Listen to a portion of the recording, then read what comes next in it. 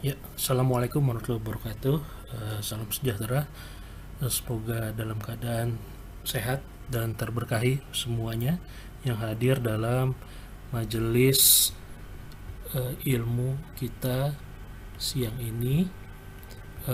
Alhamdulillah kita semua masih beroleh nikmat sehat dan nikmat keluangan waktu sehingga bisa kita sama-sama menikmati sajian wawasan eh, terintegrasi ya dalam bidang farmakoterapi bedah. Ya, jadi kita akan membahas aspek farmakologis dari hal-hal yang terkait di bidang ilmu bedah. Pada kesempatan siang ini Selasa eh, tanggal 5 Oktober 2021 kita akan bincang-bincang mengenai telaah farmakologis antibiotika untuk kasus-kasus infeksi intrakranial. Ya. Jadi nanti akan ada pembagian wawasan ya yang dibimbing oleh guru-guru kita ya, Dr. Agus Setiawan, spesialis bedah saraf ya, belum hadir, nanti mungkin menyusul, dan Dr. Fajar ya dari Departemen Farmakologi. Alhamdulillah beliau sudah hadir.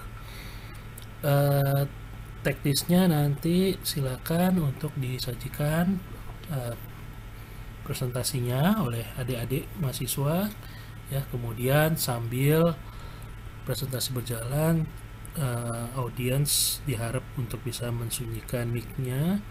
Kemudian bila ada pertanyaan yang terlintas selama penyajian, silakan untuk dituliskan di kolom chat ya, untuk nanti kita sampaikan kepada penyaji dan kita diskusikan ya, atau nanti bisa raise hand ya, mengangkat tangan ya, kode-kodean ya, supaya nanti bisa kita silakan untuk bertanya. Baik, untuk menyingkat waktu sekarang sudah 14:10 ya, seperti yang kita janjikan kita mulai. Maka waktu dan layar saya persilakan kepada penyaji. Billahi taufiq wal hidayah. Assalamualaikum warahmatullahi wabarakatuh. Silakan.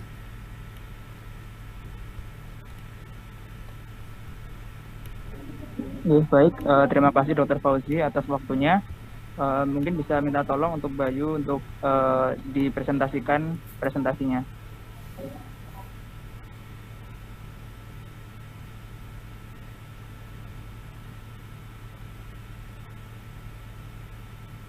Ya, baik, selamat pagi. Assalamualaikum warahmatullahi wabarakatuh.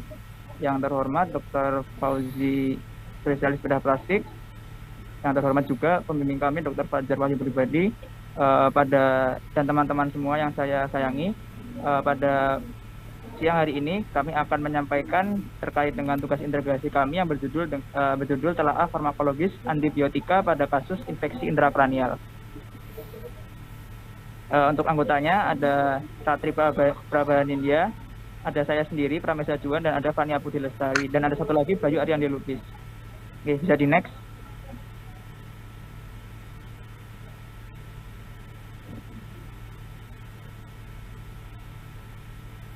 Baik, silakan. Ya, mulai dari pendahuluannya, yang pertama ada terapi antibiotika empiris, sangat penting pada kasus infeksi kranial yang harus disarankan pada pengetahuan tentang distribusi patogen dan sensitivitas terhadap antibiotik menurut Zhang et al. Tahun 2021.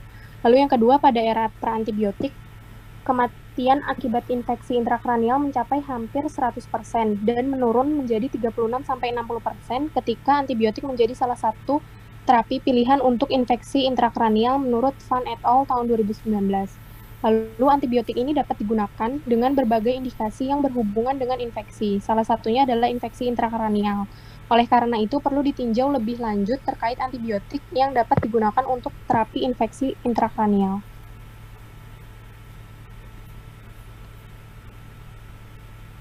Ya, next.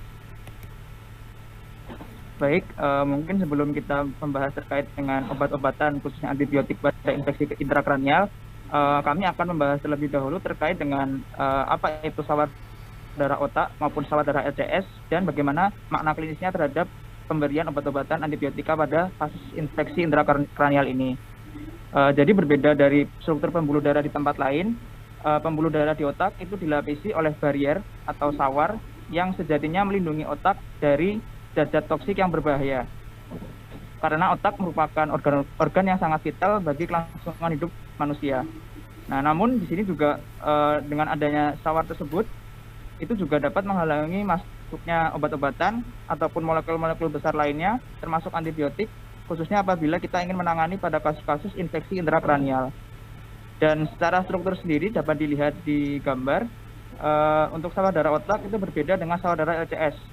Nah, untuk sawar darah otak yang tengah itu terdiri dari yang pertama ada selapis endotel yang dikaitkan dengan tight junction atau taut erat yang dilapisi juga oleh basement membran atau membran basal dan juga dilapisi oleh proyeksi pedikel dari astrosit. Nah, di sini itu ketiga struktur tadi membuat struktur yang namanya sawar darah otak.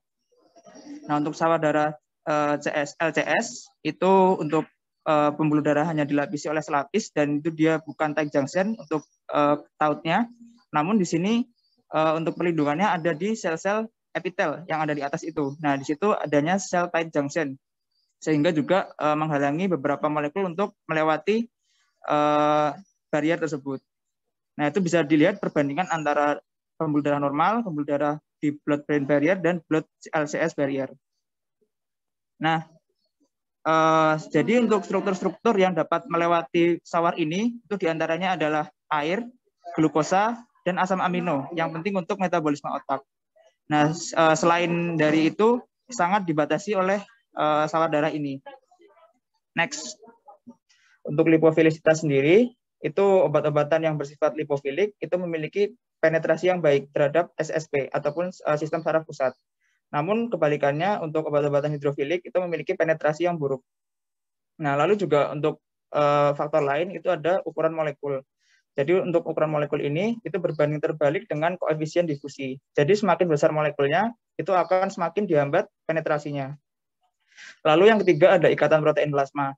Nah, beberapa obat dapat mengikat terhadap protein plasma seperti albumin ataupun globulin yang memiliki massa molekul yang besar. Nah, sehingga itu juga akan mempersulit penetrasi karena masanya yang besar, sehingga tidak bisa melewati sawar darah otak.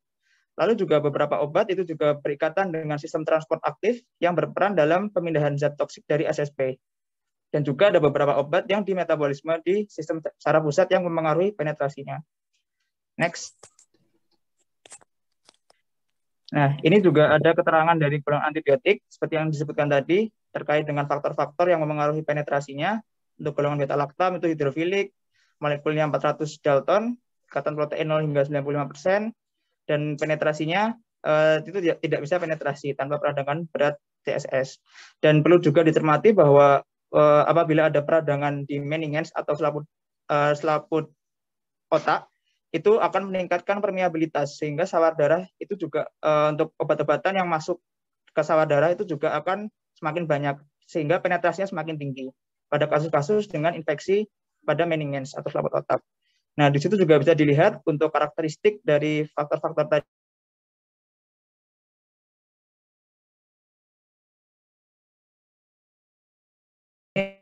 Ada satu contoh, ada golongan dari golongan beta-laktam. Yang pertama ada penisilin G, penisilin P, penisilin K, ada juga penisilin anti-staphylococcus, metisilin, nafsilin, penisilin isoxazoli, ada juga penisilin berspektrum luas, aminopenisilin, karbopenisilin, ureidopenisilin, dan konsentrasinya diperkirakan pada CSS itu kurang dari 0,1%. Nah, konsentrasinya akan meningkat adanya peningkatan permeabilitas pada membran sel. Lalu juga ada golongan cefalosporin, ada generasi 1, 2, dan 3. Dan ini biasanya untuk golongan 1 itu tidak bisa menembus sawar darah otak. Oleh karena itu, untuk golongan 1 itu jarang digunakan untuk pada kasus-kasus infeksi intrakranial. Lebih sering digunakan untuk generasi 3 yang mampu menembus sawar darah otak. Next. Nah, yang pertama kita akan membahas terkait dengan abses cerebri atau abses otak. Jadi abses cerebri itu adalah merupakan sebuah zona nekrosis pada parenkim otak yang terlokalisasi dengan membran di sekelilingnya dan terdapat kumpulan nanah ataupun pus. Nah, di sini yang penting digarisbawahi, abses cerebri itu polimikrobial, artinya disebabkan oleh berbagai mikroba. Dapat berupa mikroba bakteri gram positif ataupun negatif, bakteri aerob ataupun anaerob, dapat juga disebabkan oleh fungi atau jamur, dan disebabkan oleh parasit. Nah, nanti ini ada implikasinya terhadap terapi standar yang akan diberikan pada pasien dengan abses cerebri. Next. Nah, yang penting juga untuk transmisinya, untuk berdasarkan skenario klinisnya, abses cerebri itu berkembang melalui 3 jalur. Yang pertama ada perikranial atau daerah di sekitar kranium. Yang pertama itu adalah biasanya dari sinus paranasal, yang paling sering adalah sinus ethmoid ataupun frontal, dan biasanya itu menyebabkan abses di daerah lobus frontalis. Nah, untuk infeksi pada telinga tengah ataupun mastoid itu biasanya cenderung menyebabkan abses di lobus temporal, dan juga infeksi juga dapat berasal dari gigi atau odontogenik. Nah, lalu juga selain dari kranial itu juga disebabkan penyebaran melalui sirkulasi sistemik, baik berupa dari infeksi jantung seperti endokarditis, infeksi kulit ataupun infeksi intraabdominal. Dan juga yang terakhir, untuk perkembangan abses dapat berupa dari inokulasi langsung melalui pembedahan ataupun trauma kepala. Next. Nah, berdasarkan yang saya sebutkan tadi, organisme-organisme yang berperan itu juga dapat dibedakan berdasarkan skenario klinis tadi. Contohnya, misalkan untuk pada infeksi sinusitis paranasal, itu lebih sering disebabkan oleh bakteri Streptococcus anaerobik ataupun mikroaerofilik, ada Haemophilus ASP juga, di situ ada Bacteroides dan lain-lain. Dan juga untuk otitis media misalkan, itu juga dapat disebabkan oleh Bacteroides, dan juga ada bakteri yang resisten terhadap beberapa antibiotik seperti Pseudomonas aeruginosa. Dan untuk penyebab-penyebab lain bisa dilihat pada tabel yang kami sajikan. Lalu juga pada orang-orang dengan imunokompromis ataupun gangguan sistem imun, itu juga dapat koinfeksi dengan parasit seperti Toxoplasma ataupun jamur Cryptococcus neoformans. Next. Nah, ini untuk prinsip terapi antibiotiknya. Jadi biasanya itu dipilih antibiotik yang mampu menembus sawah darah otak, dan juga di sini ada modifikasi dosis. Biasanya diberikan dosis tinggi sehingga obat itu mampu penetrasi ke dalam SSP.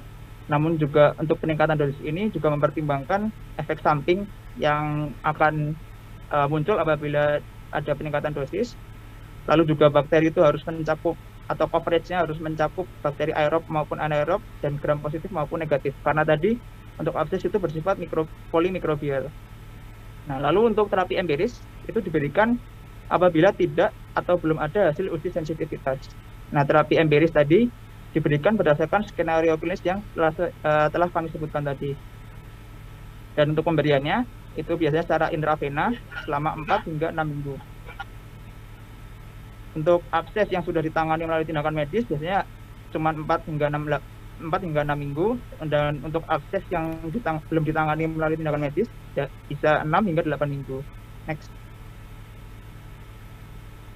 Nah, ini ada kami sajikan untuk antibiotik spesifik terhadap berbagai macam bakteri yang berpotensi untuk menyebabkan abses cerebri. Seperti bisa dilihat gambar di samping. Next.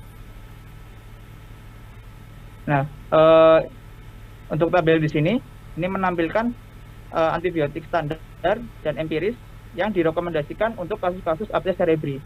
Dan di sini itu mempertimbangkan kondisi-kondisi skenario klinis tadi. Misalkan pada abses cerebri pasca traumatik itu diberi cefotaxime 2 gram per 6 jam ditambah dengan metronidazole 500 mg per 8 jam. Dapat juga dikombinasikan dengan rifampin 10 mg per kilogram berat badan per 24 jam. Lalu juga pada abses cerebri pasca pembedahan, karena bakterinya ini bersifat iatrogenik atau dari rumah sakit, itu yang biasanya lebih relatif resisten terhadap berbagai antibiotik, oleh karena itu diberikan vancomycin ataupun linezolid dalam rekomendasi standarnya. Lalu pada abses cerebri maupun sinus paranasal dan telinga tengah ataupun gigi dapat diberikan metronidazole ditambahkan dengan cefotaxime. Untuk akses rebri dengan metastatik ataupun kriptogen dapat diberikan cefotaxime dan metronidazole seperti dosis yang telah direkomendasikan. Next. Baik, silakan dilanjutkan oleh teman kami. Ya, selanjutnya mengenai meningitis. Jadi meningitis sendiri secara definisi yaitu infeksi pada LCS dan peradangan pada lapisan meninges, yaitu lapisan dura mater, arachnoid, dan juga pia mater. Untuk etiologinya bisa disebabkan oleh bakteri. Nah, bakteri yang paling sering menyebabkan dari meningitis ini ada Haemophilus influenza, Streptococcus pneumonia, dan Neisseria meningitidis. Sedangkan bakteri yang lain yaitu Staphylococcus aureus, E. coli, Klebsiella, Streptococcus epidermidis, dan Pseudomonas spp. Nah, bagaimana sistemnya? Jadi bakteri ini dia akan menghasilkan IgA protease, yang mana IgA protease ini selanjutnya mengakibatkan adanya inaktivasi dari IgA host. Lalu dia akan mengakibatkan adanya kerusakan pada antibodi IgA dan barrier mukosanya, yang mana hal tersebut akan mempermudah dari penempelan si bakteri ke dalam nasofaring. Nah, ternyata si bakteri ini dia juga memiliki kapsul yang bersifat antifagosit dan juga antikomplement, yang mana hal itu menyebabkan si bakteri dapat menghindar dari sistem pertahanan seluler. Sehingga bakteri dapat menyebar secara hematogen, kemudian dia akan mensekresi sebagai inflamasi berupa interleukin 1, interleukin 6, dan juga TNF, yang akan merusak saluran darah otak dan menyebabkan inflamasi dan infeksi pada intrakranial. Penyebab yang selanjutnya yaitu ada virus seperti enterovirus, measles, mumps, herpes simplex, dan juga herpes zoster, dan yang ketiga adalah fungal. Next. Nah, selanjutnya dari diagnosisnya, kita bisa mendiagnosis meningitis berdasarkan anamnesis, pemeriksaan fisik, dan juga pemeriksaan penunjang. Nah, untuk pemeriksaan fisik untuk anamnesis, yang dapat kita temukan triasnya ada 3, yaitu demam, nyeri kepala hebat, dan aku kuduk. Untuk keluhan yang lainnya dapat berupa kejang, tampak bingung, gangguan kesadaran, adanya mual muntah, dan tanda peningkatan IK lainnya. Sedangkan pada bayi atau neonatus, gejalanya ini kurang jelas, yaitu berupa penurunan asupan oral, perubahan status mental, irritabilitas, ubun-ubun yang menonjol, dan adanya riwayat imunisasi yang tidak lengkap. Sedangkan pada pemeriksaan fisik, yang pertama kita perhatikan tentunya adalah kesadaran. Yang mana seperti yang sudah dijelaskan tadi, dapat ditemukan adanya penurunan kesadaran. Lalu yang kedua adalah pemeriksaan neurologis, yaitu berupa meningeal sign. Dan pada stadium lanjut, kita bisa menemukan tanda-tanda hidrocephalus, seperti adanya papil edem. Next. Ini merupakan pemeriksaan meningeal sign yang dapat kita lakukan untuk membantu dalam mendiagnosis meningitis, yaitu ada aku kuduk, Kernik sign, Buczynski 1, Buczynski 2, Buczynski 3, dan Buczynski 4. Next. Nah, yang ketiga adalah mengenai pemeriksaan penunjang. Untuk pemeriksaan penunjang yang dapat kita lakukan yaitu berupa ada lab darah, EEG, CT scan kepala, dan yang tentunya adalah fungsi lumbar. Pada meningitis bakterial, dari pemeriksaan laboratorium darah dapat kita temukan leukositosis. Sedangkan pada meningitis TB dapat kita temukan peningkatan EEB, dan pada pasien imunokompromis dapat ditemukan leukopenia. Untuk pemeriksaan untuk mendiagnosis pasti dari meningitis, kita bisa melakukan pemeriksaan fungsi lumbar. Nah, pada meningitis bakteri, itu dapat kita temukan hasil LCS yang keruh, kemudian dapat ditemukan peningkatan tekanan, lalu ada sel jumlahnya 100-60.000 per milimeter kubik, lalu neutrofilnya lebih dari 80%, kadar glukosa yang rendah yaitu kurang dari 40% dari glukosa darah, yang mana normalnya adalah 75% dari glukosa darah. Lalu kandungan proteinnya 1-5 gram per liter, dan dapat ditemukan gram positif kurang dari 90%, kultur positif kurang dari 80%, dan kultur darah positif kurang dari 60%. Next. Nah, lalu mengenai terapi antibiotiknya. Dan untuk pemberian antibiotik pada meningitis ini harus diberikan segera mungkin. yaitu tidak boleh ditunda lebih dari 3 jam, karena dapat meningkatkan resiko dari mortalitasnya. Nah, untuk pemilihan antibiotik empirik ini tentunya harus didasarkan pada kondisi epidemiologi lokal, usia pasien, dan juga kondisi pasiennya. Nah, yang dimaksud dengan epidemiologi lokal, misalkan pada saat ini itu terjadi peningkatan resistensi pada antibiotik cefalosporin generasi ketiga. Nah, di negara seperti di Spanyol dan di Prancis ini memiliki prevalensi yang tinggi terhadap resistensi antibiotik cefalosporin golongan ketiga, yaitu 20-50%. Sedangkan di negara Belanda, Inggris, dan juga Denmark itu memiliki resistensi yang cukup rendah, yaitu kurang dari 1%. Dan berikut merupakan terapi antibiotik empiris yang dapat digunakan pada kasus meningitis. Misalkan pada pasien neonatus yang berusia kurang dari 1 bulan, ini dapat diberikan amoxicillin atau ampicillin atau penisilin yang dikombinasikan dengan cefotaxime atau amoxicillin atau ampicillin dan dikombinasikan dengan aminoglikosida.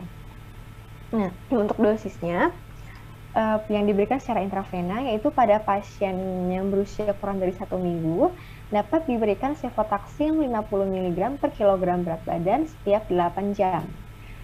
Atau ampicillin atau amoxicillin yaitu 50 mg per kilogram berat badan setiap 8 jam. Gentamisin 2,5 mg per kilogram berat badan setiap 12 jam. Kemudian pada pasien yang berusia 1-4 minggu dapat diberikan ampicillin 50 mg per kilogram berat badan setiap 6 jam. Cefotaxime 50 mg per kilogram berat badan setiap 6-8 jam. Kemudian gentamisin 2,5 mg per kilogram berat badan setiap 8 jam. Strobramycin 2,5 mg per kilogram berat badan setiap 8 jam. Dan amikacin 10 mg per kilogram berat badan setiap 8 jam. Lalu ini juga ada terapi empiris berdasarkan usia 1 bulan sampai 18 tahun. Lalu lebih dari 18 tahun atau kurang dari 50 tahun. Dan pada pasien-pasien yang lebih dari 50 tahun atau berusia lebih dari 18 tahun dan kurang dari 50 tahun, tetapi dia memiliki komorbid seperti diabetes mellitus, kemudian kanker atau kondisi imunokompromis, dia beresiko lebih tinggi terinfeksi Listeria monocytogenes. Nah, untuk obat-obatannya di sini dia cefotaxime atau ceftriaxone yang dikombinasikan dengan vancomycin atau rifampicin ditambahkan dengan amoxicillin atau ampicillin dan penicillin G. Next. Ya, selanjutnya adalah terapi antibiotik yang secara spesifik. Jadi setelah kita melakukan pemeriksaan kultur, kita bisa memberikan antibiotik secara spesifik. Nah, contohnya apabila ditemukan infeksi disebabkan oleh Streptococcus pneumoniae, pasien ini dapat terapi standarnya itu dapat diberikan penicillin atau amoxicillin. Dan alternatifnya yaitu berupa ceftriaxone, cefotaxime atau chloramphenicol selama 10-14 hari. Sedangkan pada pasien-pasien yang mengalami resisten penicillin, tetapi dia bisa diberikan cefalosporin golongan ketiga, dapat diberikan ceftriaxone atau cefotaxime selama 10-14 hari. Sedangkan bila pasien mengalami resisten terhadap cefalosporin, dapat diberikan vancomycin ditambah dengan rifampicin atau vancomycin ditambah dengan ceftriaxone atau cefotaxime atau rifampicin ditambah dengan ceftriaxone atau cefotaxime selama 10-14 hari. Nah, sebenarnya untuk kombinasi vancomycin dan rifampicin ini belum terbukti secara efektif dalam menyembuhkan meningitis, tapi dia lebih baik dibandingkan apabila pasien hanya diberikan cefotaxime secara tunggal.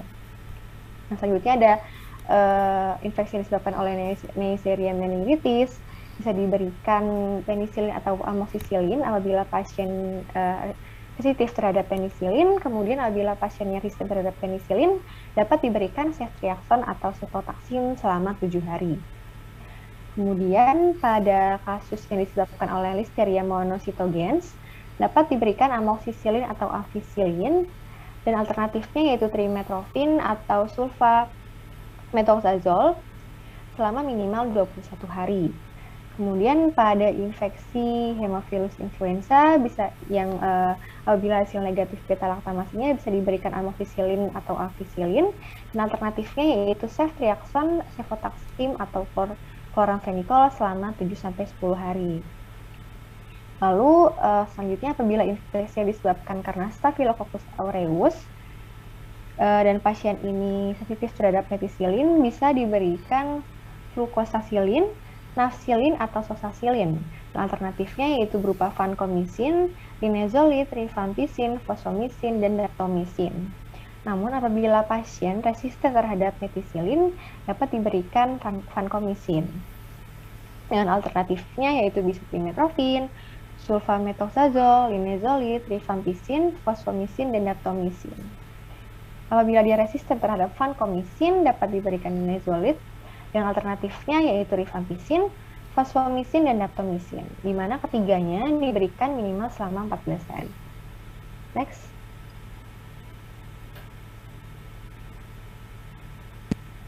Ya, selanjutnya adalah ensefalitis, di mana ensefalitis ini pengertiannya adalah inflamasi yang terjadi pada parenkim otak yang disebabkan oleh berbagai macam mikroorganisme, yaitu bisa karena virus, bakteri, parasit, dan komplikasi dari penyakit infeksi yang lain. Lalu, ensefalitis ini juga mengacu pada peradangan di parenkim otak yang dapat disebabkan oleh patogen, termasuk dari kerusakan neuron dan juga lesi pada jaringan saraf. Nah, di sini ensefalitis ini klasifikasinya dibagi menjadi yang pertama ada ensefalitis suppurativa. Biasanya ini penyebabnya adalah bakteri, yaitu S. aureus, Streptococcus, E. coli, dan Mycobacterium tuberculosa. Lalu ada ensefalitis sifilis, biasanya disebabkan oleh bakteri Treponema pallidum, di mana gejala ensefalitis sifilis ini dibagi menjadi dua, yaitu gejala-gejala neurologis dan juga gejala-gejala mental, seperti penurunan intelijensia, daya ingat menurun, dan lain-lain. Lalu untuk ensefalitis virus, ini biasanya terjadi karena herpes virus.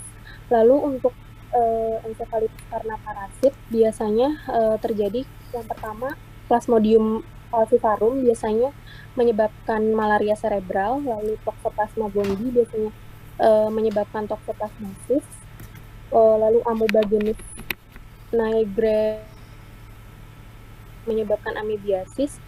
Lalu untuk ensefalitis karena jamur biasanya itu disebabkan oleh Candida albicans, Cryptococcus neoformans, Aspergillus fumogatus, dan Mucormycosis. Lalu untuk selanjutnya yang Rickettsia cerebri itu disebabkan oleh gigitan kutu. Nah, untuk next.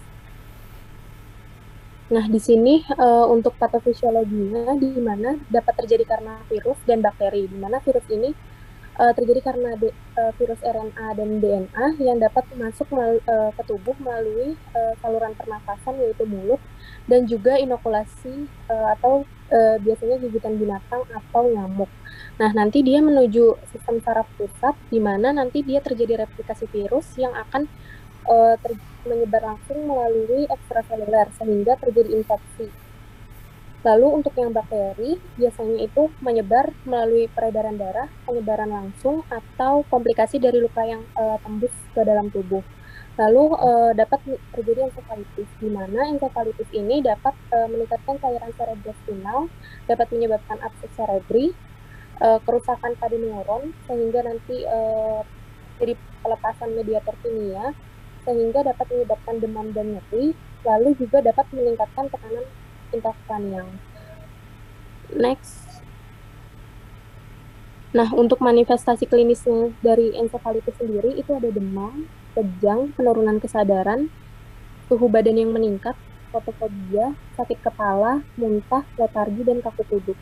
Untuk terapi antibiotiknya, yang pertama ada golongan cefalosporin, biasanya golongan cefalosporin golongan ketiga yaitu ceftriaxone dan cefotaxime. Lalu untuk golongan aminoglikosida biasanya gentamicin. Golongan penisilin spektrum luas biasanya menggunakan penisilin, amoxicillin, dan juga ampicillin. Lalu chloramphenicol. Next. Ya, izin melanjutkan dokter. Kemudian itu infeksi intrakranial yang terakhir adalah meningoencephalitis. Nah, meningoencephalitis sendiri adalah suatu kondisi pembengkakan atau inflamasi dari selaput mendingan otak dan meliputi juga bagian dari jaringan saraf otak.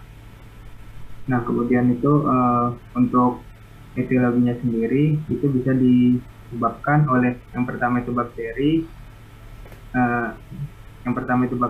Kemudian contohnya itu seperti Mycoplasma pneumonia, Mycobacterium tuberculosis, Staphylococcus aureus.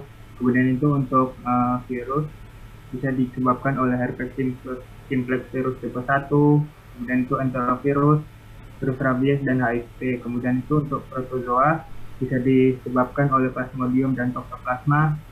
Kemudian selain itu beberapa etiologi lainnya yaitu berupa keadaan imunokompromis pada tubuh. Nah, itu dapat menyebabkan peluang untuk terjadi infeksi intrakranial ini semakin tinggi. Kemudian itu untuk manifestasi klinisnya biasanya pasien meningoencephalitis ini menunjukkan gejala-gejala dari meningitis dan encephalitis seperti demam, sakit kepala, kekauan leher, muntah, kemudian perubahan kesadaran, konvulsi, dan kadang-kadang tanda neurologis vokal seperti parese. Kemudian itu selain itu ada tanda-tanda peningkatan dari tekanan intrakranial atau gejala-gejala dari psikiatri.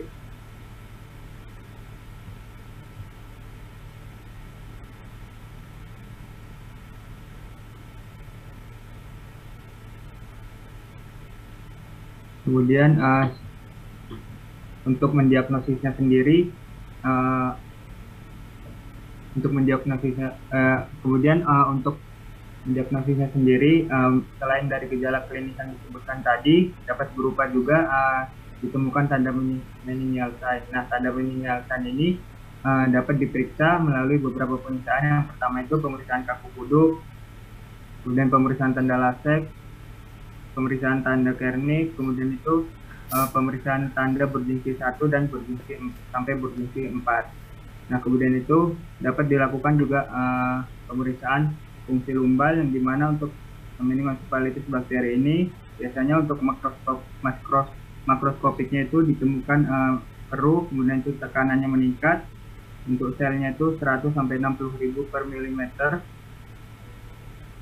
Kemudian itu untuk neutrofilnya itu biasanya ditemukan lebih dari 80%, kemudian untuk glukosanya biasanya itu bersifat rendah, kurang dari 40% glukosa darah, kemudian itu proteinnya 1 sampai 5 gram per liter, kemudian itu yang lainnya terdapat gram positif, kurang dari 90% kultur positif, dan kurang dari 80% kultur darah positif. Kemudian itu selain itu ada pemeriksaan darah. Nah, pemeriksaan darah ini untuk memeriksa kadar hemoglobin, jumlah dan jenis leukosit, kadar glukosa, serta kadar uriumnya. Nah, kemudian untuk pemeriksaan radiologisnya dapat digunakan CT scan dan MRI otak. Nah, ini dilakukan untuk menyingkirkan kemungkinan lesi massa dan menunjukkan edem otak. Nah, kemudian itu dapat juga dilakukan pemeriksaan elektroencephalografi. Nah, ini dapat menunjukkan kelainan dengan bukti disfungsi otak yang bersifat diffuse. Nah, untuk tata laksananya sendiri, ini antibiotik yang digunakan ini harus diberikan secara tepat berdasarkan etiologinya. Kemudian itu harus bersifat bakteriosidal, kemudian dapat masuk ke cairan cerebrospinal dengan jumlah yang efektif. Kemudian pemberian antibiotik ini harus dilakukan segera mungkin sambil menunggu hasil tes diagnostik, dan nantinya dapat diubah setelah ada temuan laboratorik sesuai dengan hasil laboratoriumnya, seperti itu. Kemudian ini untuk antibiotik spesifiknya, yang pertama adalah bakteri gram positif seperti Streptococcus dan Staphylococcus, itu dapat diberikan cephalosporin generasi ketiga seperti cefotaxime, ceftriaxone, ceftazimin, atau penicillin G. Kemudian ada juga untuk bakteri anaerob obligat dan sampai ke parasit. Kemudian untuk antibiotiknya sendiri untuk meningoencephalitis ini, contohnya pada yang diakibatkan oleh Staphylococcus pneumonia itu dibagi menjadi 3. Yang pertama itu yang bersifat sensitif penicillin, itu terapi empirisnya itu diberikan penicillin atau amoxicillin atau ampicillin. Nah, untuk alternatifnya sendiri itu diberikan ceftriaxone atau cefotaxone, atau juga dapat diberikan chloramphenicol. Nah, ini durasinya ini 10 sampai 14 hari. Kemudian selanjutnya untuk antibiotiknya berdasarkan usia, pada neonatis kurang dari 1 bulan itu dapat diberikan amoxicillin atau ampicillin atau penicillin yang dapat dikombinasikan dengan cefotaxime atau kombinasi antara amoxicillin atau ampicillin ditambah dengan aminoglikosida. Nah, itu untuk dosis intravenanya apabila umurnya di bawah 1 minggu itu dapat diberikan cefotaxime 50 mg per kilogram berat badan, diberikan setiap 8 jam sekali. Kemudian itu dapat diberikan juga ampicillin atau amoxicillin 50 mg per kilogram berat badan, diberikan setiap 8 jam. Kemudian gentamicin 2,5 mg per kilogram diberikan setiap 12 jam. Nah, kemudian untuk kesimpulannya, yang pertama itu sawar darah otak itu terdiri dari endotelium yang dihubungkan oleh tight junction yang diisi oleh subunit protein transmembran dan dilapisi oleh membran basalis yang inkomplit. Kemudian itu sawar darah LCS itu terdiri dari unit fungsional sel koroid pada plexus choroideus. Setelah itu sawar darah LCS ini terdiri dari unit fungsional sel koroid pada plexus choroideusnya sendiri. Kemudian infeksi intrakranial merupakan infeksi yang mengenai sistem saraf pusat atau intrakranial. Nah, infeksi intrakranial ini yang paling sering ditemui dan memiliki risiko mortalitas yang tinggi, antara meningitis, absces cerebri, encephalitis, dan meningoencephalitis. Nah, mikroorganisme yang dapat menyebabkan infeksi intrakranial yaitu jamur, bakteri, virus, parasit, prion atau pembawa penyakit menular yang hanya terdiri dari protein dan viroid, atau patogen tumbuhan yang tersusun dari potongan pendek RNA yang komplementer, sirkular, dan berantai tunggal. Kemudian faktor yang mempengaruhi penetrasi obat terhadap infeksi intrakranial ini antara lain lipofilisitas, ukuran molekul, ikatan protein plasma, respon aktif, dan metabolisme di sistem saraf pusat. Kemudian antibiotik yang diberikan untuk infeksi intrakranial sendiri digolongkan menjadi beberapa golongan, antara lain golongan senyawa beta-laktam atau penicillin, cephalosporin, dan karbapenem. Kemudian itu diberikan vancomycin, aminoglikosida, chloramphenicol, sulfamethoxazole, dan trimethoprim serta fluoroquinolone. Ya, sekian dokter presentasi dari kami, kurang lebihnya mohon maaf. Assalamualaikum warahmatullahi wabarakatuh. Ya.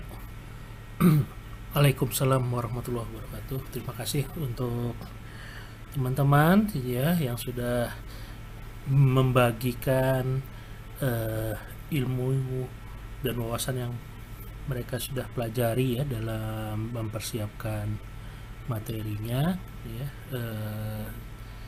Tepuk tangan ya dan apresiasi dari kita semua ya untuk Anda. Oke, ada beberapa pertanyaan yang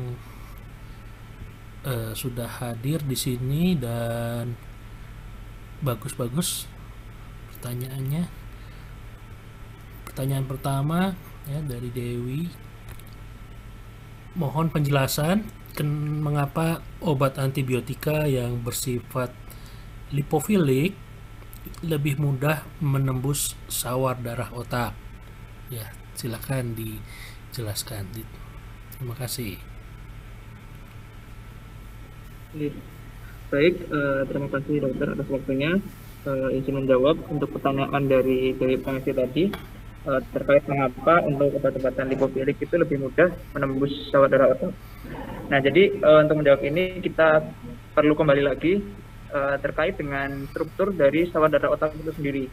Nah, tadi sudah dijelaskan bahwa untuk sawar darah otak itu terdiri dari struktur yang pertama ada endotel yang berikatan dengan tight junction atau taulat erat, dan juga ada yang dilapisi oleh membran basal, dan juga adanya proyeksi pedicle dari astrosit. Nah, oleh karena itu sawar darah ini itu dilapisi oleh minimal satu lapis dari membran sel, karena tadi dia terdiri dari sel-sel yang membentuk dari sawar darah otak. Nah, kita ketahui sendiri bahwa membran sel itu terdiri dari lipid atau fosfolipid. Kita kenal dengan istilahnya phospholipid bilayer. Nah, dan di sini untuk obat-obatan yang lipofilik itu obat-obatan yang cenderung untuk larut ke dalam lemak. Nah, sehingga dengan ketatnya formasi tadi, obat-obatan lipofilik karena dia larut dalam lemak, dia dapat menembus dengan mudah membran sel yang membentuk dari sawar darah otak. Jadi dia akan lebih mudah untuk berpenetrasi ke dalam SSP jika dibandingkan dengan obat-obatan yang bersifat hidrofilik yang larut dalam air seperti itu. Nah, mungkin itu jawaban yang bisa saya berikan. Mungkin ada tanggapan atau bagaimana? Terima kasih. Ya, berhubung Dr. Agus belum hadir ya, nggak apa-apa. Saya akan coba memaparkan ini dengan analogi yang lebih gampang ya, buat diingat ya. Jadi tadi sudah disampaikan bahwa ada kekhasan ya, karakteristik dalam sawar darah otak ya, di mana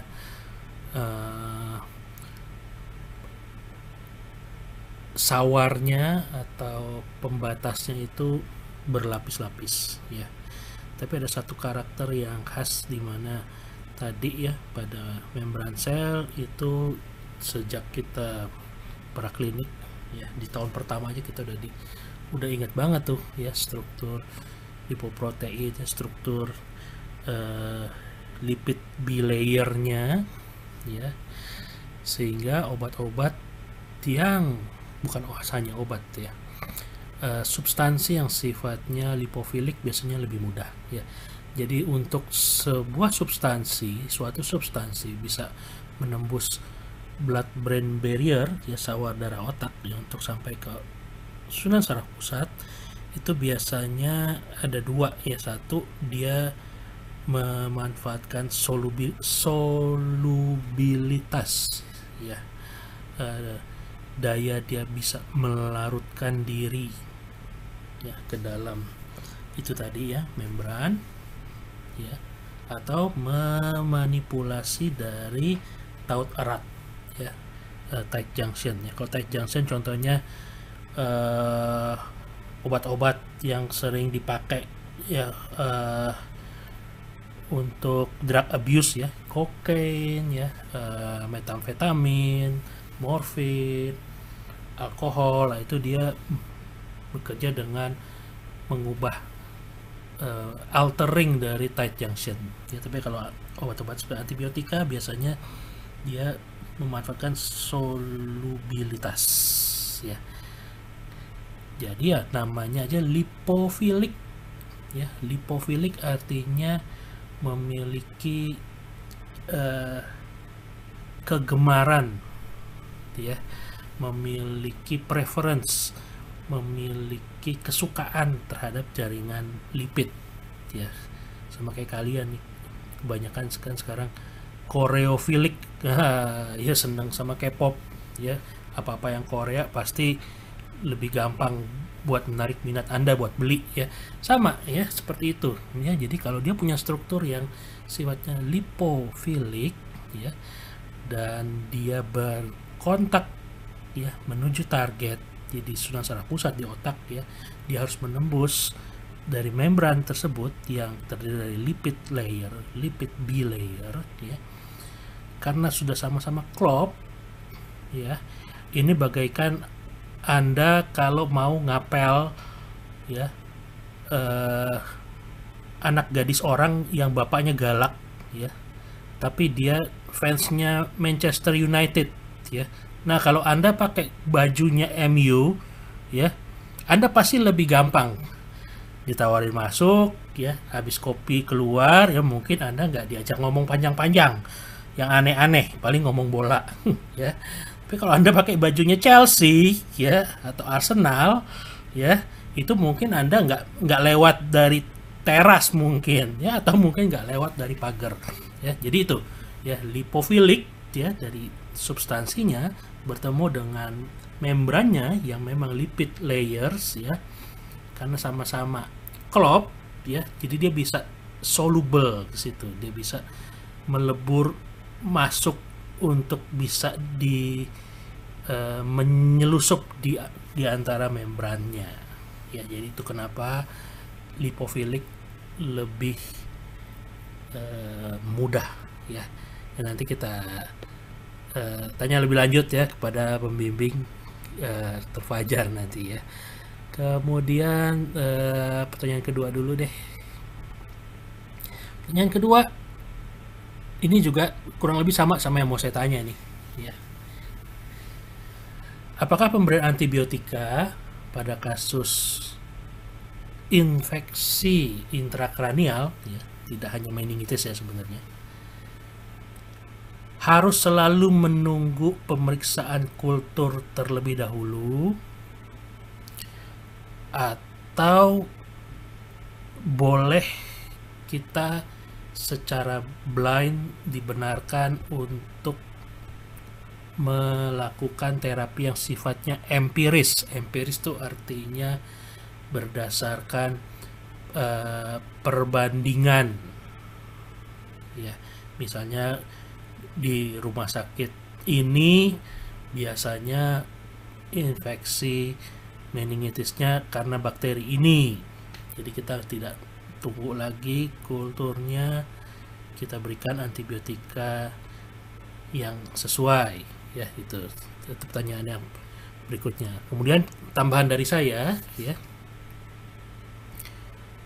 bagaimana kita melakukan pemeriksaan kultur untuk kasus-kasus infeksi intrakranial ini ya, karena seideal-idealnya yang namanya terapi antibiotik itu kan harus sesuai dengan pola mikroorganismenya supaya menghindari resistensi. Idealnya tentu kita harus tahu dulu mikroorganismenya apa ya. Idealnya adalah itu didapatkan ya dari spesimen infeksinya ya. Nah, bagaimana caranya untuk pemeriksaan kultur ini, dari substansi atau dari materi biologis yang mana? Silakan presentan. Izin mencoba menjawab, dokter. Jadi dari yang saya pahami dan tadi sudah sedikit dijelaskan oleh teman saya Juan, antibiotik itu kan ada dua, ada terapi empiris dan terapi definitif. Dan untuk infeksi intrakranial ini kita diperbolehkan untuk memberikan terapi empiris. Nah, terapi empiris ini harus segera diberikan pada kasus-kasus infeksi intrakranial, karena dari yang saya pahami apabila kita tidak segera memberikan terapi antibiotik yang empiris, itu dapat meningkatkan resiko dari mortalitasnya, dokter. Dan untuk pemberian terapi empiris tadi bisa diberikan antibiotik yang berspektrum luas dan dapat masuk atau dapat melalui sistem dari saluran darah otaknya. Dan apabila dan terapi empiris ini biasanya diberikan selama 48 sampai 72 jam atau sampai hasil pemeriksaan dari kulturnya itu keluar.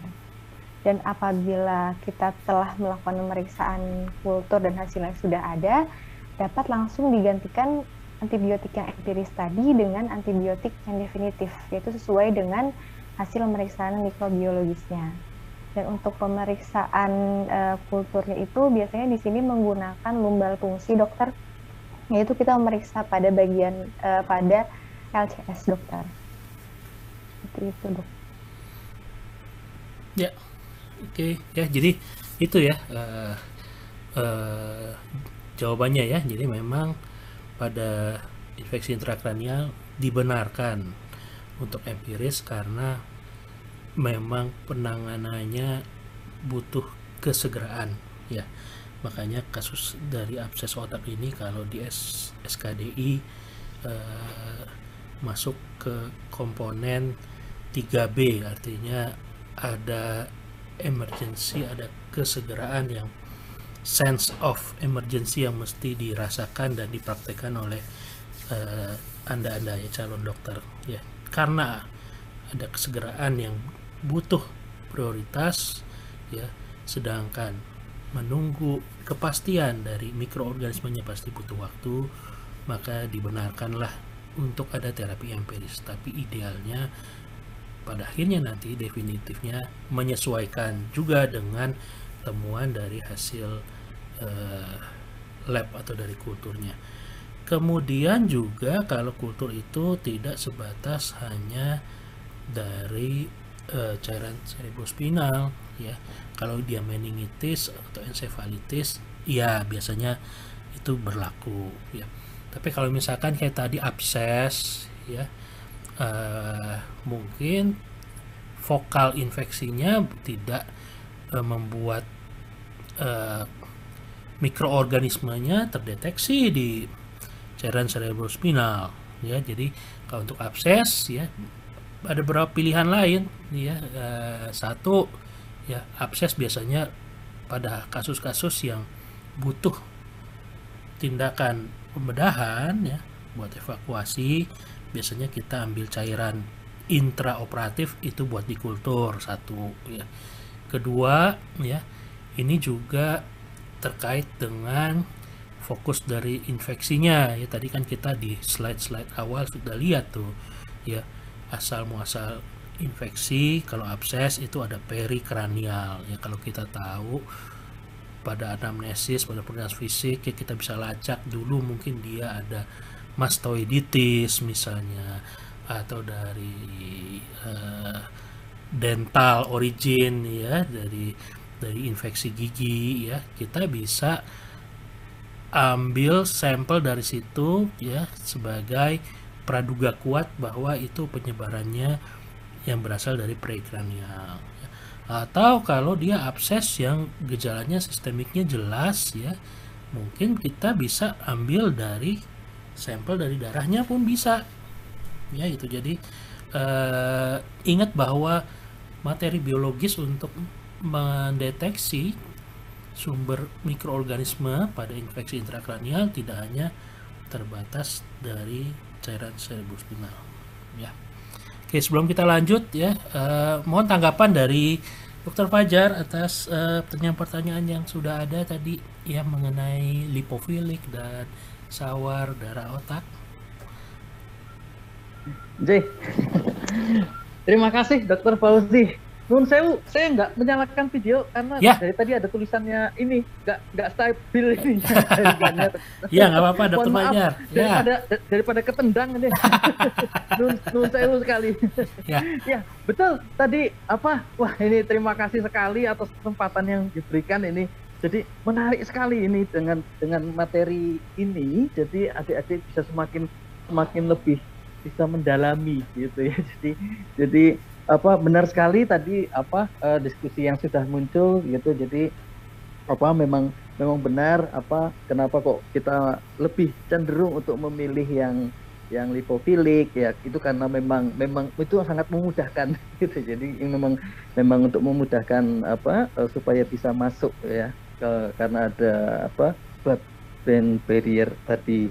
Terus apa tentang terapi apa empiris dan terapi definitif itu juga apa saya setuju. Cuma sekarang pertanyaan berikutnya adalah apa terapi empirisnya nih dapetnya dari mana? Nah itu dia. Karena ini nun sewu karena betul. biasanya empiris yang mana nih? Di mana nih? Karena kadang itu pola kuman di rumah sakit Margono atau di Sanglah atau di Sarjito atau bahkan di Cipto itu beda-beda. Jadi ini yang menjadi uniknya apa untuk teori empiris, karena teori empiris ini penting karena apa, kita emergensi kan untuk cepat. Karena untuk yang menunggu hasil itu kan memang lama ya, untuk yang apa untuk mencapai untuk terapi definitif itu, karena butuh ini ya, waktu yang lama itu untuk apa prosesnya. Nah makanya ini sebenarnya ini jadi PR kita bersama sebenarnya. Jadi kita perlu apa mungkin selalu update apa pola kuman, resistensi dan sensitivitas antibiotik. Ya ini biasanya sih tim ini ada timnya di rumah sakit, biasanya tim PPRA ya. Jadi program pengendalian resistensi antibiotik gitu. Jadi itu kita bisa belajar dari tim apa rekomendasi dari tim PPRA dari rumah sakit yang terkait. Jadi nantinya adik-adik kan kita siapa tahu nanti mereka di mana, di rumah sakit mana gitu ya, jadi tugasnya. Jadi itu sebaiknya untuk menentukan empiris itu kita memang harus apa melihat dari rekomendasi dari tim PPRA itu. Dan biasanya sih rekomendasinya itu setahun sekali gitu biasanya setahun sekali.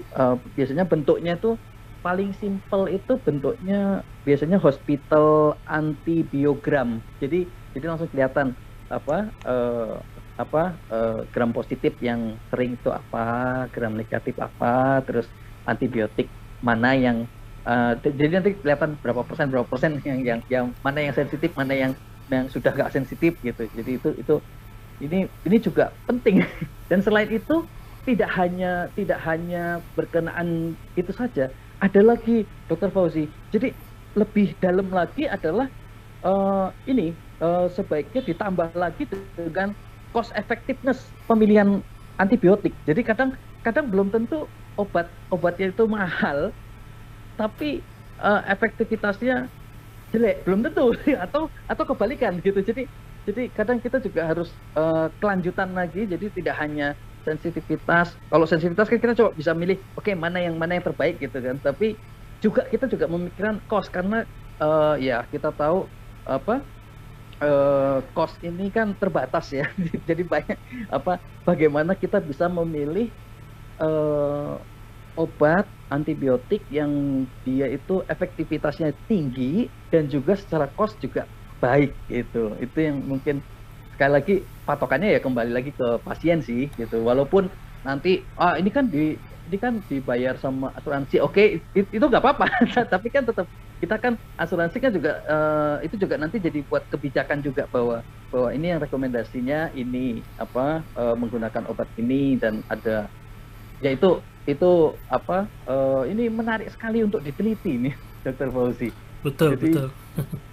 Ini benar-benar menarik. Jadi pengen banget gitu loh. Jadi kayak teman-teman di Margono ini, ayo bareng-bareng yuk gitu. Jadi ini menarik sekali karena ini pola ini tuh selalu bergeser, berubah dan bervariasi karena bagaimanapun juga Margono ini kan pusat rujukan selatan ya, istilahnya Jawa Tengah Selatan, dan itu juga berdekatan juga dengan Cilacap berdekatan dengan Jawa Barat. Maksudnya jadi ada kemungkinan juga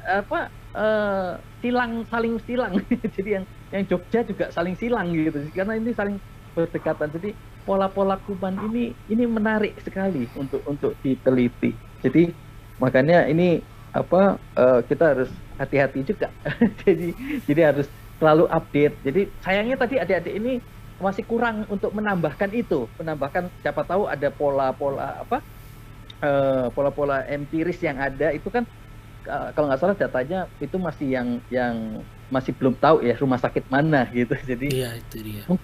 Mungkin bisa dibandingkan atau paling nggak 5 rumah sakit besar atau itu bisa juga. Jadi kita bisa belajar pola soalnya pernah ada juga yang memaparkan, peneliti yang memaparkan berapa 5 rumah sakit besar kayak yang di Bali, terus yang di Malang, terus yang di Jakarta, Surabaya, sama Semarang Jogja ya, kalau saya lupa itu. Jadi kita bisa lihat ternyata di Jakarta tuh pakai gini polanya. Kalau jadi obat-obatan yang pakai sebaiknya yang ini. Kalau yang di Bali seperti ini. Jadi ini menarik sekali karena tiap daerah unik-unik gitu, unik-unik, dan juga polanya yang sudah terjadi pengobatannya kan juga sudah unik tuh. Ada juga yang mungkin daerah-daerah yang mungkin antibiotiknya nggak pakai resep dan segala macam itu kan juga. Jadi kadang bisa bahaya gitu kalau misalkan kita nggak tahu gitu kan. Kadang kan ada juga ya oknum mungkin apoteker, oknum ya, ini saya bicara oknum yang mungkin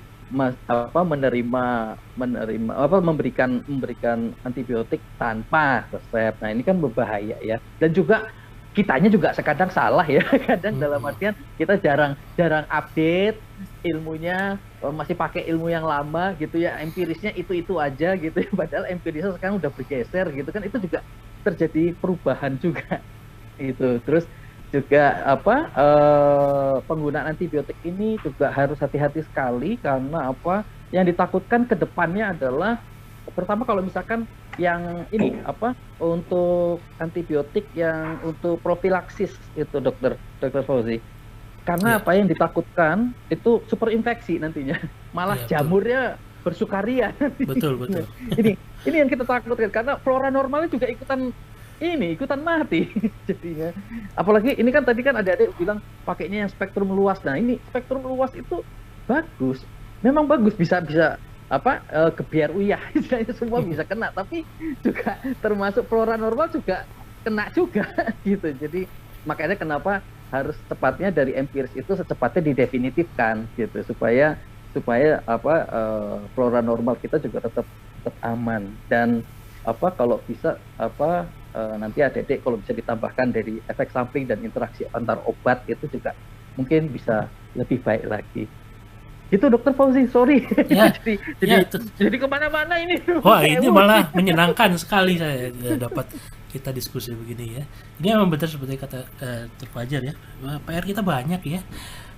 Dan PR kita sebenarnya banyak juga karena sikap kita sendiri ya, yang terlena tadi ya di slide-slide awal ada frasa bahwa infeksi intrakranial biasanya bersifat polimikrobial ya. Jadi kita bisa lihat di situ di jembreng ya, yang mikroba yang lazim apa saja ya, ada gram positif, gram negatif, ada anaerob ya, sehingga pada akhirnya sebuah terapi yang awalnya empiris ya, kayak doa sapu jagat ya, Robbana atina fid dunya hasanah tuh ya, jadi antibiotik spektrum luas plus metronidazole itu pada akhirnya menjadi seperti sebuah sajak ya. Pasien datang kadang-kadang langsung dikasih itu ya, karena sapu jagat nih pasti kena semua ya, apapun itu pasti efektif nih dengan regimen yang seperti ini. Tapi karena kita tidak update ya, mungkin juga datanya juga tidak update ya, jadi yang seperti itu juga membuat kita terlena sampai terakhir juga, meskipun sudah keluar kulturnya atau bahkan mungkin kadang tidak sempat kulturnya, regimen itu masih tetap dipakai terus ya gitu. Jadi PR besar sekali nih untuk kita dalam hal menentukan secara presisi jenis antibiotiknya yang seperti apa ya. Saya ada pertanyaan juga nih buat presentan ya.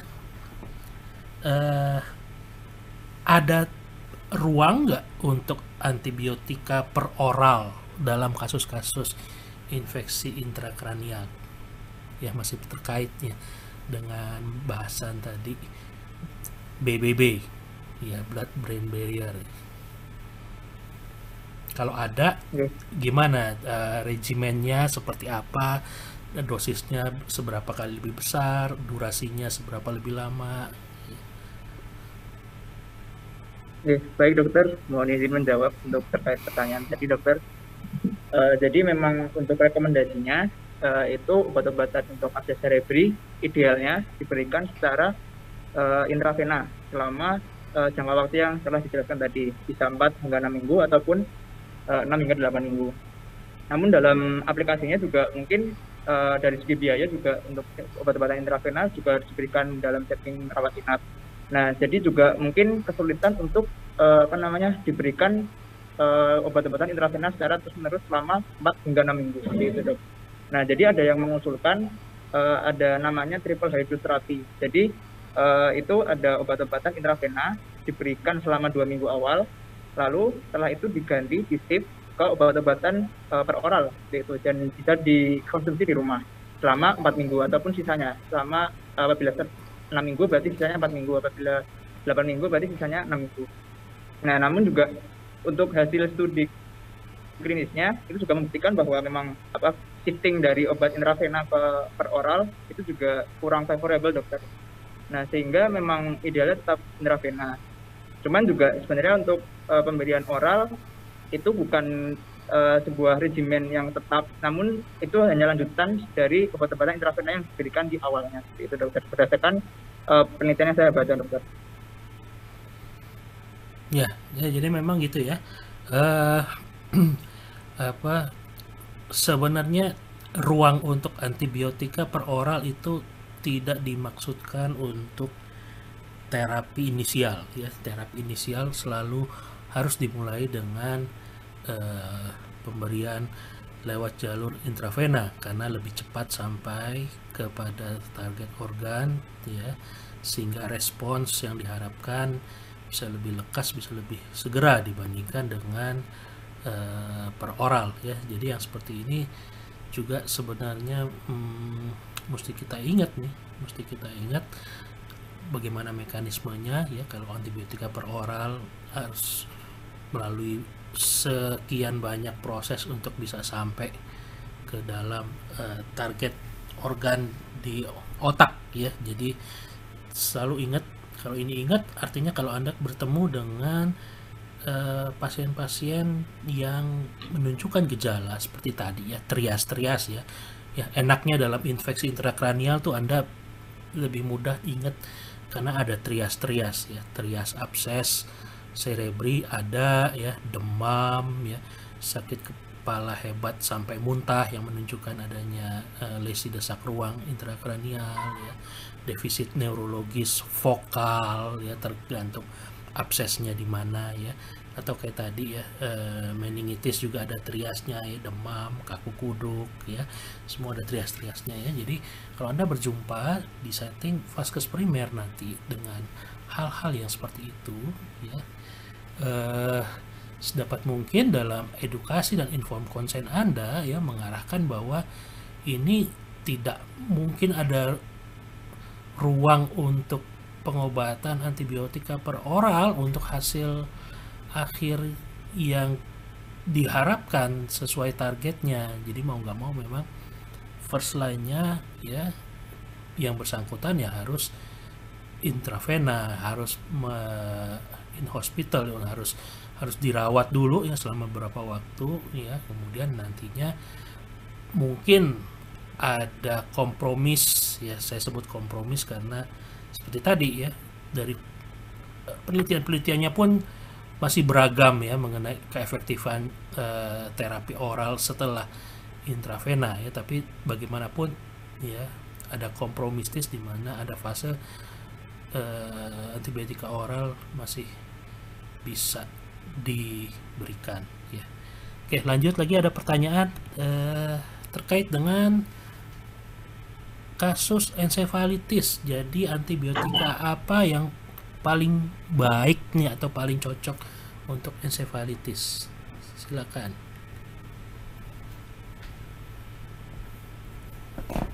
Ya, terima kasih dokter. Izin menjawab seperti yang sudah dijelaskan di awal oleh teman saya tadi dan beberapa jurnal yang saya baca, yang efektif untuk antibiotik yang efektif untuk ensefalitis itu golongan cephalosporin, dokter, yaitu generasi ketiga yang dimana dapat mencapai ke sistem saraf pusat.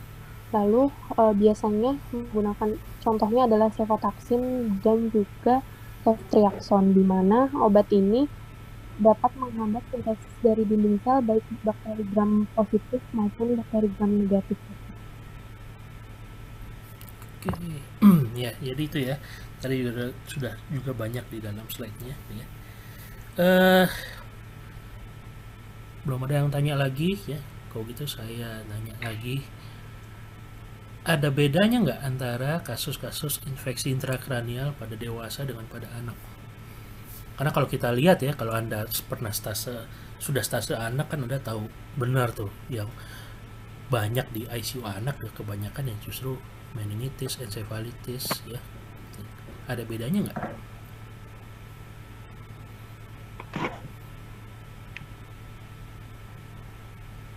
selain dosis ya tentunya ya, maksud saya precautionnya, dampak-dampak efek samping yang mesti kita perhatikan yang mungkin ada pada dewasa nggak ada pada anak, atau ada pada anak tapi nggak ada pada dewasa.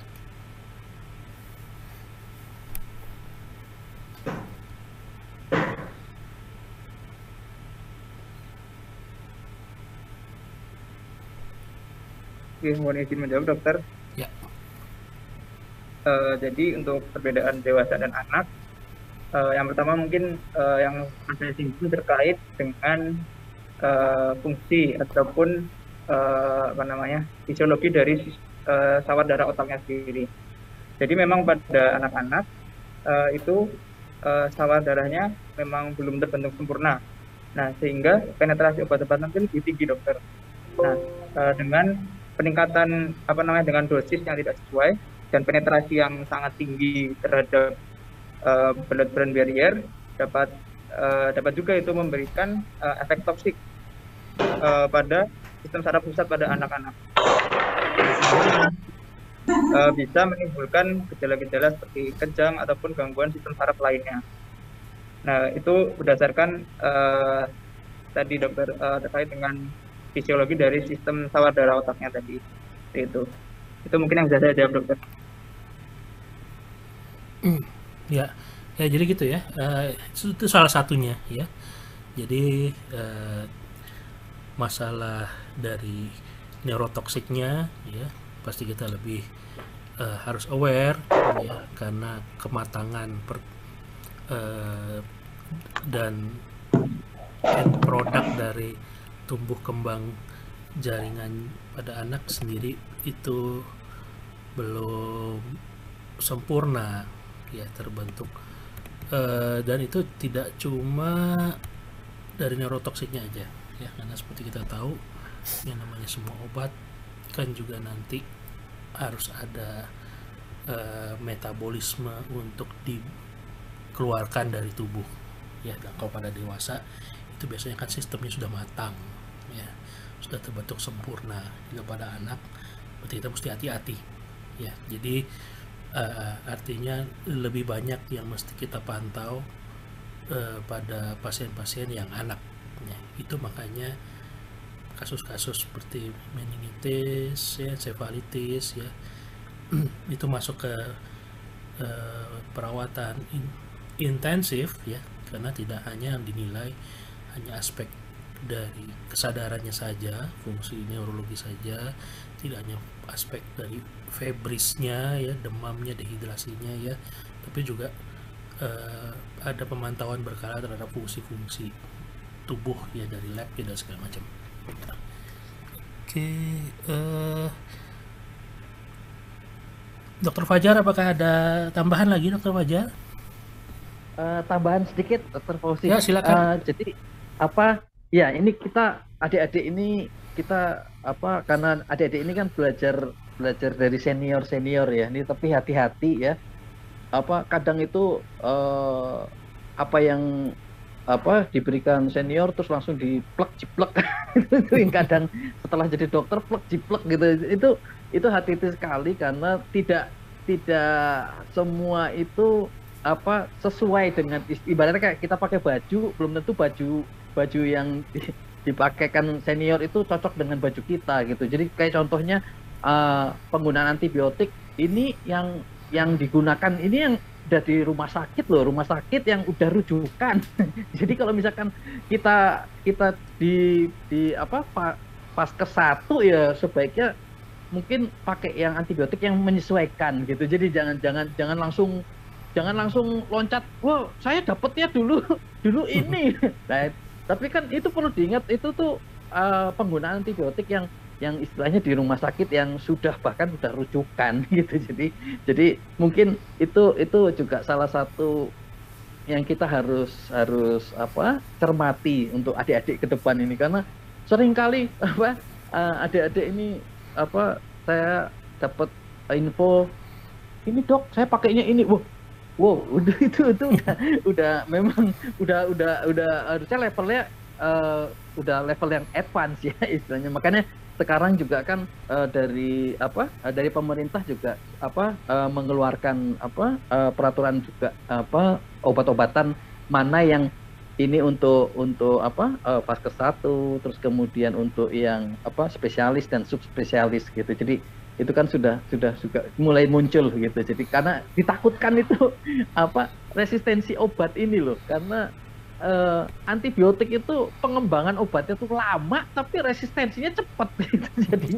jadinya inovasi untuk pengembangan obatnya itu susah, lamban, sedangkan untuk resistensi cepat, gampang. Begitu ngeresepinnya telat aja atau resepnya kurang aja udah jadi tuh bisa resistensi gitu. Jadi semudah itu untuk resistensi. Jadi kita memang berlawan musuh kita banyak ini. Jadi itu aja Dok, jadi supaya mengingatkan adik-adik bahwa jangan istilahnya kita harus ini aja lah, penggunaan antibiotik kalau bisa yang tepat gitu ya, jadi yang rasional gitu Dok. Ya, terima kasih Dr. Fajar, itu memang benar take home message yang gongnya tuh memang harusnya begitu tuh ya. Itu juga yang saya mau omongin ya, bahwa sekarang kelihatannya ya karena membenarkan yang biasa ya, jadi bukan membiasakan yang benar ya. Jadi kadang kita melihat juga hampir mungkin sampai 80% lah ya dari teman-teman itu mungkin sudah jarang untuk meresepkan yang jenis-jenis misalnya doxycycline, clindamycin gitu ya, obat-obat yang spesifik sesuai dengan pola ya. Biasanya kalau oral biasanya langsung yang broad spectrum ya keluar di resepnya ya. Pada akhirnya jadinya ya hal ini kayak bola salju yang makin ke belakang makin besar problemanya buat kita semua ya, dan bukan cuma masalah medis soal resistensi saja, tapi juga masalah pembiayaan kesehatan ya, atau healthcare cost itu juga antara lain karena hal-hal seperti ini ya. Karena tadi benar kata Dr. Fajar ya, antibiotika itu researchnya lama, pengembangannya lama ya, kemudian jadi produk ya salah misuse sedikit ya, tidak tepat sedikit ya, kemudian resistensi, kemudian hal ini menjadi backlash ya, menjadi problematika baru ya dari sisi medisnya ya. Sementara itu ya, dampak dari pengembangan yang lama ya dan panjang tersebut tentunya dari pharmaceutical industry juga ada target untuk break even point ya dari research dan cost pengembangannya, sehingga ya tentu promo-promonya mereka atau approach-nya mereka agar produknya bisa dikenal luas dan dipakai tentu kan secara otomatis ya sebanding dengan cost mereka dalam mengembangkan itu ya. Jadi kalau kata-kata manis atau janji mas propaganda kan kadang itu selalu bagus ya, dan tidak sedikit ya dari kita bersaudara ya, masyarakat medis ya, yang pada akhirnya demi kepraktisan ya jadinya sering untuk memanfaatkan atau menggunakan antibiotik ya yang broad spectrum ya, yang lebih baru gitu ya. Padahal bukan berarti produk yang lama, produk yang lebih murah itu tidak efektif untuk masalah infeksi yang kita hadapi pada pasien kita ya. Yaitu take home message-nya yang kurang lebih sama ya antara saya mewakili dari bedah ya dengan Dr. Fajar ya. Ada lagi nggak yang masih mau tanya nih dari teman-teman?